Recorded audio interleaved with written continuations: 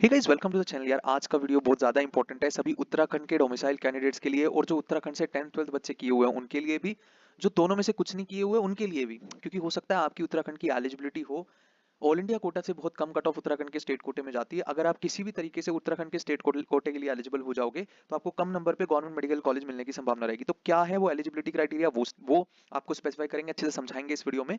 ठीक है, fees structure क्या है, आज बेसिकली बात होने वाली है उत्तराखंड के गवर्नमेंट मेडिकल कॉलेजेस के संदर्भ में। ठीक है, गवर्नमेंट मेडिकल कॉलेजेस में क्या कट ऑफ रहती है, आप हर एक चीज आपको बताई जाएगी। बॉन्ड से रिलेटेड भी 5 साल का बॉन्ड की पॉलिसी है, किस कॉलेज में किस में नहीं है, कौन से कोटा पे एडमिशन लेने पे बॉन्ड आपको सर्व करना पड़ेगा, कहाँ पे सर्व करना पड़ेगा, कितना साल का टेन्योर है, सारी चीजें आपको एक्सप्लेन करी जाएगी। बहुत ज्यादा कंफ्यूजिंग है ये टॉपिक, पूरा उत्तराखंड सॉर्ट कर दिया है, मतलब one short solution to all your queries of Uttarakhand, है ना। सो उत्तराखंड में एमबीबीएस करनी है सरकारी मेडिकल कॉलेज में, भले ही आप उत्तराखंड से हो या नहीं हो। ठीक है, कुछ एलिजिबिलिटी क्राइटेरिया होते हैं, अगर कोई भी बच्चा उन एलिजिबिलिटी क्राइटेरिया को पूरा कर देगा, किसी एक को भी जो डिस्कस करे जाएंगे, आपको सारी चीज बताई जाएगी कि कौन सा बच्चा उत्तराखंड के स्टेट कोटे के लिए एलिजिबल है ना। अगर वो एलिजिबल होता है तो उसे बहुत कम नंबर पे भी सिलेक्शन हो जाता है। मैं आपको सारा डेटा से यहाँ समझाने वाला हूँ, नीट 2024 के कट ऑफ ट्रेंड्स भी एक्सप्लेन करेंगे और एक्सपेक्टेड कट ऑफ क्या है 2025 का, नीट 2025 का पूरी कंप्लीट सेट ऑफ डिटेल इस वीडियो में आपको मिलने जा रही है। तो बहुत इंपॉर्टेंट है, चैनल को सब्सक्राइब कर लो।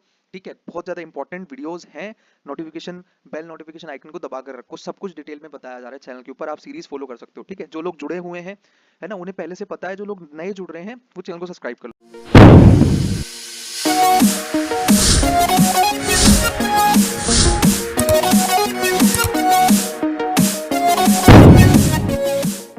डिस्कस कर रहे हैं कि कौन से बच्चे जो उत्तराखंड से हैं या नहीं है, दोनों के लिए इंपॉर्टेंट है वीडियो। ठीक है, क्योंकि कुछ एलिजिबिलिटी क्राइटेरिया हर स्टेट में कुछ ऐसे हिडन एलिजिबिलिटी क्राइटेरिया है जिनके बारे में स्टूडेंट को पता ही नहीं होता। कुछ रिजर्वेशन पॉलिसी होती है, आपको पता ही नहीं होता, आपको फायदा मिल सकता था बट आपको पता नहीं था इसलिए आपको नहीं मिला। ठीक है, तो एलिजिबिलिटी क्राइटेरिया क्या है उत्तराखंड का, हम वो देख लेते हैं पहले।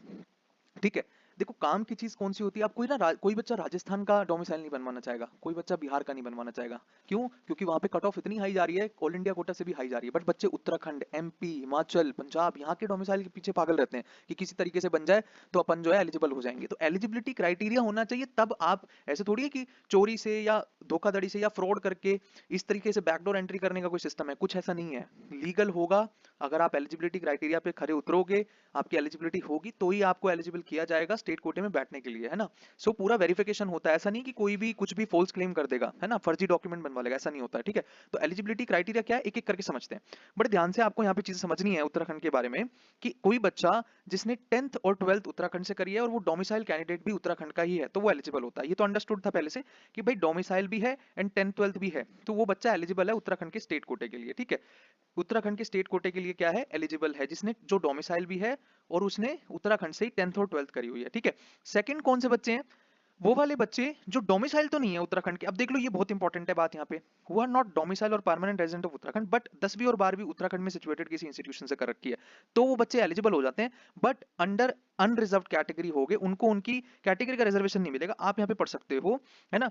But they will not be entitled for any type of reservation, मतलब मान लीजिए आप ओबीसी हो, आप एससी एसटी कुछ भी हो, है ना, एसटी हो एसटी हो, आपको इन कैटेगरी का रिजर्वेशन नहीं मिलेगा। इस केस में अगर आप डोमिसाइल कैंडिडेट नहीं है उत्तराखंड के, आपको स्टेट कोटे की एलिजिबिलिटी मिलेगी बिल्कुल, बट इस स्टेट कोटे में आप as a general unreserved candidate fight करोगे, ओबीसी एसटी एससी का रिजर्वेशन आपको नहीं मिलेगा इसमें। ये इंपॉर्टेंट बात यहाँ पे समझने वाली है, you are eligible for state quota अगर आपने 10वीं 12वीं उत्तराखंड से कर रखी है, बट आपको रिजर्वेशन का लाभ नहीं मिलेगा इस केस में। रिजर्वेशन का लाभ उन बच्चों को मिलेगा जो डोमिसाइल कैंडिडेट या फिर परमानेंट रेजिडेंट जिनको हम बोल रहे हैं उत्तराखंड के, वो बच्चे हैं। ठीक है, बहुत इंपॉर्टेंट है, एक एक चीज ध्यान समझ लेना। ठीक है, दो चीजें समझ में आई भाई। फर्स्ट क्राइटेरिया इज कि डोमिसाइल हो और 10th 12th भी उत्तराखंड से कर रखी है, आप एलिजिबल हो स्टेट कोटे के लिए।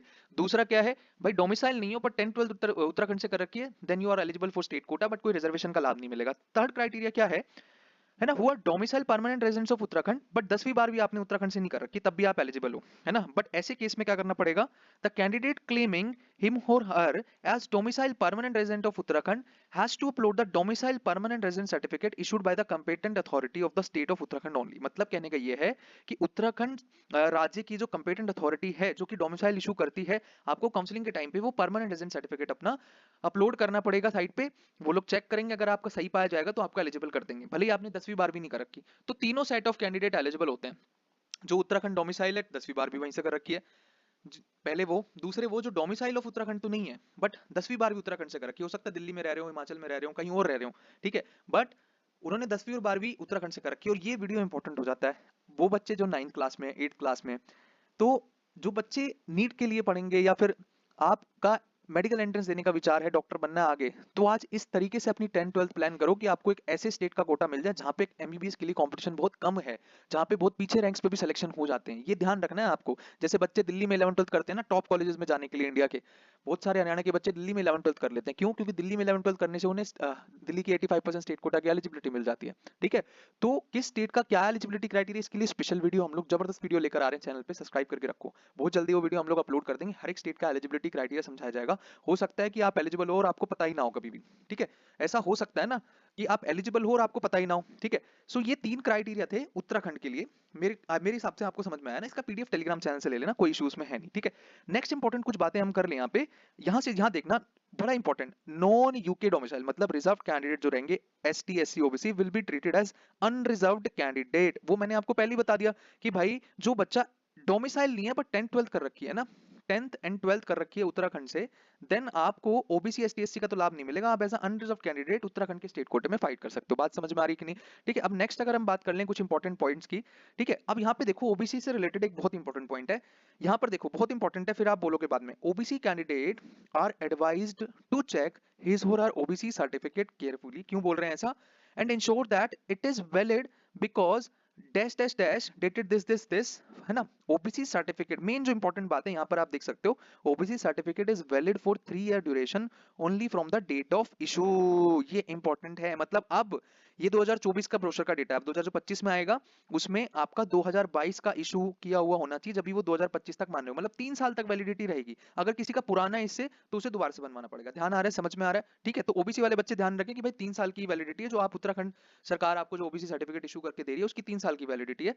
3 साल से पुराना हो चुका तो आपको दोबारा बनाना पड़ेगा, है ना। यहाँ पर आपको रेजोल्यूशन नंबर भी लिख कर दिया है ना, रेफरेंस के लिए, तो आप इससे सर्च भी कर सकते हो, कोई दिक्कत नहीं है। ठीक है, उसके बाद बहुत इंपॉर्टेंट, बहुत सारे बच्चे क्वेरी पूछते हैं कि सर जम्मू कश्मीर माइग्रेंट का सीट्स हैं क्या किसी स्टेट में? कौन से ऐसे स्टेट हैं जहां पे जम्मू कश्मीर के माइग्रेंट, जिनके पास जम्मू कश्मीर माइग्रेंट सर्टिफिकेट है? तो क्या है, आप देखो, उत्तराखंड ऑफर करता है गवर्नमेंट मेडिकल कॉलेज में सीट इन बच्चों को। देखो, जो बच्चे नॉन डोमिसाइल है एंड 10th एंड 12th भी आउटसाइड यूके किया है, पहली चीज क्या है, इनका यूके से कोई लेना देना ही नहीं था। क्या था ना, ये रहते थे उत्तराखंड में, ना ही 10वीं 12वीं उत्तराखंड से करी, but and Kashmiri migrant candidate all categories will only eligible for government medical colleges reserved under, है ना, ward of Kashmiri migrant seat. ठीक है, तो मतलब क्या है मेरा कहने का कि यहाँ पर एक कोटा है WKM, है ना, wards of Kashmiri migrant quota है। यहाँ पर कुछ सेट्स ऑफ सीट्स रिजर्व करी गई हुई हैं कश्मीरी माइग्रेंट स्टूडेंट्स के लिए। ठीक है, जो जिनके पिताजी या माताजी कश्मीर से माइग्रेशन किए थे, उनके बच्चे को कश्मीरी माइग्रेंट सर्टिफिकेट इशू हो जाता है, वो बच्चे उत्तराखंड के गवर्नमेंट मेडिकल कॉलेज के लिए एलिजिबल रहेंगे, कुछ परसेंटेज ऑफ सीट्स उनके लिए रिजर्व रहेंगे। अभी कट ऑफ कितना जाता है ये भी हम आपको दिखाएंगे। ठीक है, तो गवर्नमेंट मेडिकल कॉलेज के लिए ये बच्चे एलिजिबल रहेंगे, कश्मीरी माइग्रेंट्स वाले बच्चों के लिए उत्तराखंड के अंदर कुछ परसेंटेज ऑफ सीट्स रिजर्व्ड है। ठीक है, तो ये इंपॉर्टेंट यहाँ पर बातें हैं जो इंपॉर्टेंट, बहुत डीपली बताई जा रही चीजें, ध्यान से आपको समझनी है। ठीक है, अब आ जाते हैं डिफेंस वालों के लिए क्या बोला गया है। यहाँ पे डिफेंस का भी कोटा है, पर एक चीज ध्यान रखनी है, फॉर डिफेंस पर्सनल वार्ड्स, जैसे जैसे यहाँ पे WKM सीट्स थी ना, ऐसी DPW सीट्स भी होती है डिफेंस के लिए भी, कुछ परसेंटेज ऑफ सीट्स रिजर्व करी गई हैं। The reservation will be applicable only for dependent of ex serviceman. भैया एक्स सर्विसमैन के केस में है, एक्स सर्विसमैन होना चाहिए, जो सर्विंग आर्मी पर्सन है उनके बच्चों को नहीं मिलेगा। ठीक है, लिखा भी आके कि भाई dependent of in service defence person are not eligible for reservation, बिल्कुल सही बात है। अब ध्यान से सुनना, बहुत इंपॉर्टेंट, कंफ्यूज होने की बात नहीं है। ये बात चल रही है जो बच्चे उत्तराखंड की स्टेट कोटे की एलिजिबिलिटी रखेंगे, जो ऊपर 3 डिस्कस किए गए हैं वो, ठीक है, वो बच्चे, उनके उनके संदर्भ में बात करी जा रही है। मतलब डिफेंस की जो आप सीटों का लाभ उठा सकते हो स्टेट कोटे में, कोई बाहर का डिफेंस पर्सनली बोल सकता कि मेरे को उत्तराखंड में DPW सीट्स की एलिजिबिलिटी मिल जाए, नहीं। जो उत्तराखंड के एलिजिबल कैंडिडेट्स हैं, केवल उनके, अगर उनमें से किसी के पिताजी हैं एक्स सर्विसमैन, तो उनके लिए केवल उत्तराखंड, यहाँ पे हमने लिखा भी नीचे for UK eligible candidates only. ऐसा नहीं है कि इंडिया का कोई भी बच्चा आके अप्लाई करेगा यहाँ पे, नहीं, डिफेंस से रिलेटेड है ना, कि इंडिया के सभी एक्स सर्विसमैन फादर्स के जो वार्ड्स होंगे उनको मिल जाएगा, ऐसा नहीं है। सिर्फ उत्तराखंड डोमिसाइल, उत्तराखंड से 10th-12th किया, जो ऊपर 3 क्राइटेरिया डिस्कस किया, अगर उसमें से एलिजिबल हो, आप उत्तराखंड स्टेट कोटे की एलिजिबिलिटी रखते हो, तो उसके अंदर एक सब कैटेगरी है DPW।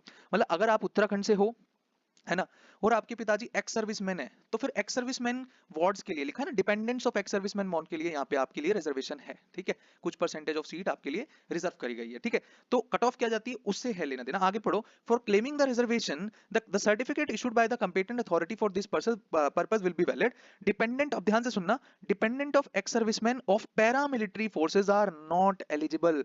जिनके पिताजी पैरामिलिट्री फोर्सेज के एक्स सर्विसमैन है उनके लिए नहीं है। ठीक है, सिर्फ डिपेंडेंट ऑफ एक्स सर्विसमैन के लिए, पैरामिलिट्री वालों के लिए नहीं है। बात समझ में आ रही है? तो ये डीपली बता दिया है कि भाई यूके, अगर आप उत्तराखंड स्टेट कोटे की एलिजिबिलिटी रखते हो और आपके पिताजी एक्स सर्विसमैन है, तब आपको ये कोटा मिलेगा बस, है ना, ना ही पैरामिलिट्री वालों को मिलेगा और ना ही आपको इन सर्विस जो डिफेंस पर्सनल है उनके बच्चों को भी नहीं मिलेगा। ठीक है, बात समझ में आ रही कि नहीं आ रही? आगे बात, ये आगे सारी बातें एलिजिबिलिटी और कुछ ओबीसी से रिलेटेड एंड कश्मीरी माइग्रेंट से रिलेटेड इंपॉर्टेंट बातें। अब आ जाते हैं अपन मेन मुद्दे पे, भी कट ऑफ कितनी जाती है इन सभी कोटास के अंदर। अब ध्यान से सुनना मेरी बात आप, ठीक है।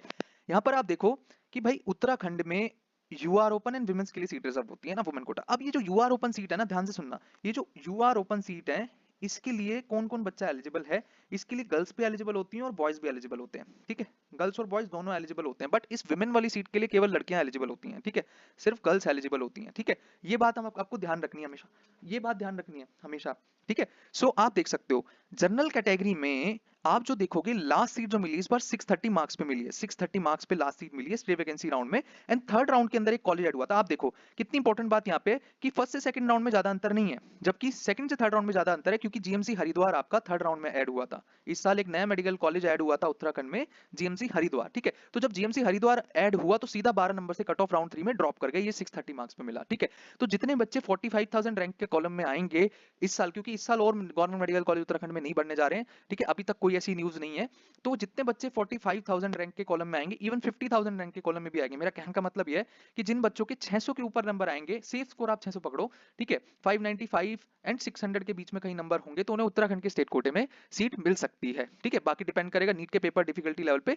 मैंने फिर बता रहा हूं मैं आपको, क्लोजिंग रैंक का डेटा बहुत नहीं बदलेगा, सिर्फ मार्क्स वर्सेस रैंक का कॉलम बदल जाएगा। ठीक है, तो आपको एनी हाउ इंडिया के 50,000 कैंडिडेट्स के अंदर आना है, तब आप एक सीट एक्सपेक्ट कर सकते हो उत्तराखंड के अंदर। ठीक है, ये वाली चीज है। विमेंस के लिए देखें तो 633 पे मिला है ना। हालांकि ओपन सीट के लिए यहाँ पे ऐसा नहीं है कि किसी और लड़की का यहाँ सिलेक्शन नहीं होगा, ओपन सीट के लिए लड़कियां भी एलिजिबल होती है। तो इस वाली सीट को, मतलब ये मैं आपको जब काउंसलिंग होगी उस टाइम पे समझाऊंगा कि इस यूआर ओपन सीट के लिए लड़की भी एलिजिबल है और लड़का भी एलिजिबल है, बट इस विमेन वाली सीट के लिए जो इस कोटे में सीट दी गई है उसमें केवल गर्ल्स को ही अलॉटमेंट होता है। ठीक है, ये वाली चीज आपको हमेशा समझनी है। उसके बाद ओबीसी ओपन में बात करें तो 623 पे लास्ट सीट मिली है 52,242 रैंक पे।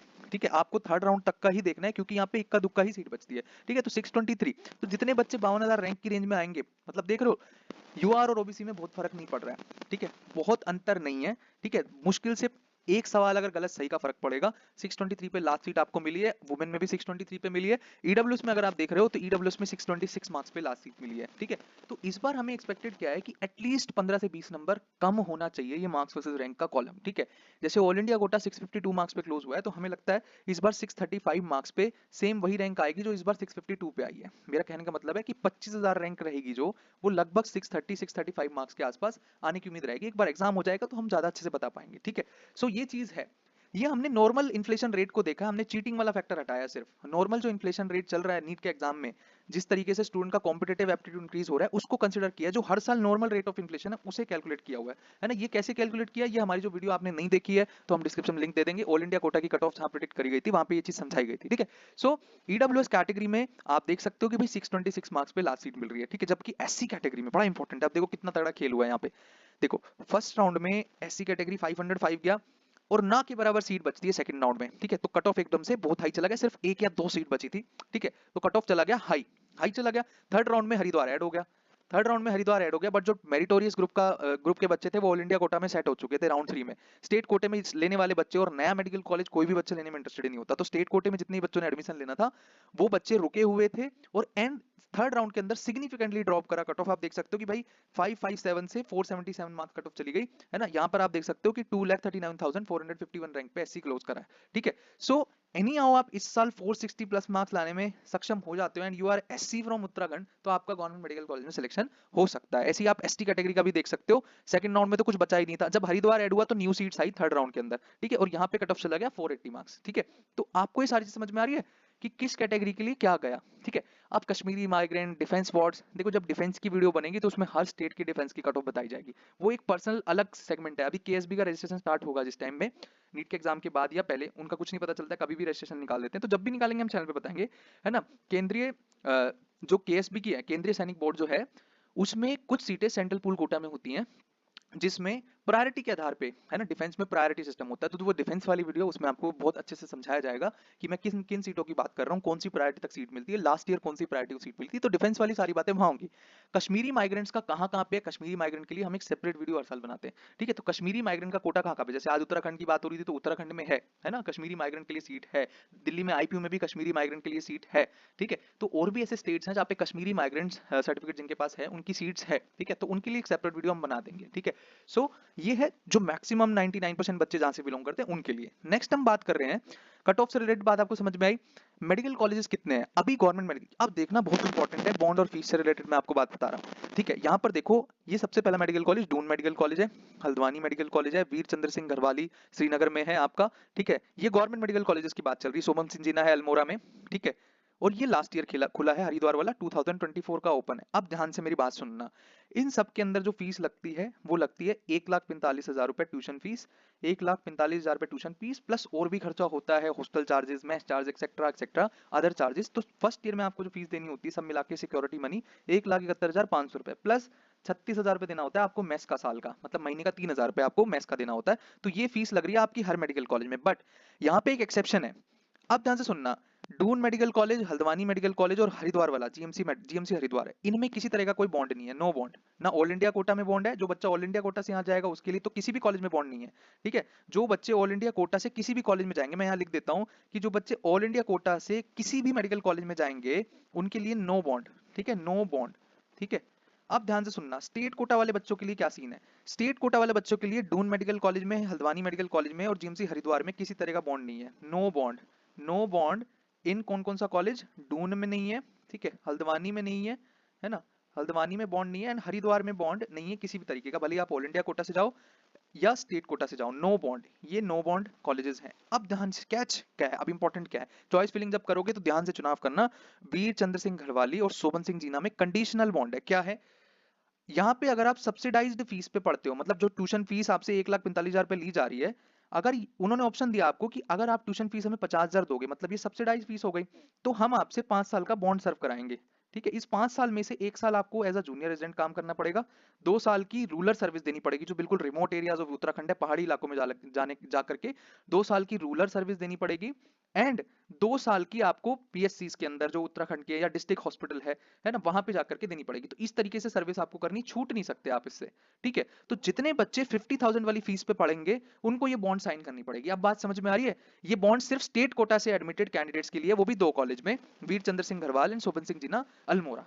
मेरे हिसाब से यार उत्तराखंड से रिलेटेड आपको सारी बातें समझ में आ गई हैं, ठीक है। फीस मैंने आपको बता दिया कि 1,71,500 रुपए, ऑल इंडिया कोटा वालों का तो सॉर्टेड है भाई, इतने पैसे दो और कोई बॉन्ड नहीं है उत्तराखंड में आपके लिए। स्टेट कोटा वाले जो 3 कॉलेज हैं उनमें आपके लिए कोई बॉन्ड नहीं है, सीधा ये पैसे दो और जाके कॉलेज में पढ़ाई करो। बट इधर आपको ऑप्शन दिया है वीर चंद्र सिंह घरवाल और शोभन सिंह जीना में कि अगर आप स्टेट कोटे में पढ़ना चाहते हो और 50,000 वाली फीस पे पढ़ना चाहते हो तो फिर आपको ये बॉन्ड सर्व करना पड़ेगा, ठीक है। कोई सेंस नहीं बनता इस बॉन्ड को सर्व करने का, यार सीधा इतना पैसा दो भाई और आजाद रहो, ठीक है। कोई सेंस नहीं बनता ये 5 साल वेस्ट करने का यहाँ पे, ठीक है। तो मेरा तो यही मानना है कि एनी हाउ कुछ भी जुगाड़ करके, जिसपे पैसा नहीं है वो लोन लेकर के, एजुकेशन लोन लेकर के ये वाली फीस पे करके पढ़ाई कर लो, ठीक है। ये ज्यादा अच्छा है, बॉन्ड से बहुत बेटर है ये चीज, ठीक है। अब नेक्स्ट बात कर लें कि भाई ये था आपका पूरा उत्तराखंड का। बहुत सारे बच्चे बहुत दिन से रिक्वेस्ट कर रहे थे, आपकी रिक्वेस्ट को मद्देनजर रखते हुए हमने दूसरे इंपॉर्टेंट टॉपिक को छोड़ के पहले उत्तराखंड का कंटेंट बनाना जरूरी समझा, ठीक है। ये रिपोर्ट हम बहुत दिन से प्रिपेयर कर चुके थे, बट हमने रिकॉर्डिंग अब करी है, ठीक है। So do hit the subscribe button. कोई डाउट क्वेरी हो तो आप कमेंट में पूछ सकते हो। पीडीएफ का लिंक, पीडीएफ चाहिए आपको इस पीपीटी का, तो आपको टेलीग्राम चैनल पे मिल जाएगा, ठीक है। हमसे जुड़ना चाहते हो, स्क्रीन पे नंबर दे रखे हैं, मेल आईडी दे रखी है, इस पे हमें कॉन्टेक्ट कर सकते हो, ठीक है। That's all for the video.